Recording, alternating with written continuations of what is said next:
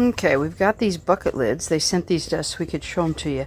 And I wanted to show you that it just fits really nicely and easily around the rim. You put the frame around the rim of the bucket, and then, you know, the lid just screws on so you have an airtight seal, and it's not going to spill all over the place. And we're going to put some bird seed in there. And it worked really, really good on the Lowe's bucket, but it did not work on the paint bucket. So the paint bucket must have just a slightly larger diameter of this one. I put the bag in already, but see the black one here, it just went nicely around the Lowe's bucket. But so some 5-gallon buckets doesn't quite work on, but apparently the Lowe's ones, it works really good, because that just slipped on there like easy peasy. But I really struggled getting it onto the paint bucket, and then I just went, oh, I got another Lowe's bucket, let me just do that. So anyway, that's good stuff. It's gonna be really handy, because I'm gonna put bird seed in it, because I got a big bag of bird seed that I don't want to just open and then just leave for any critter to just willy-nilly get in there. So there.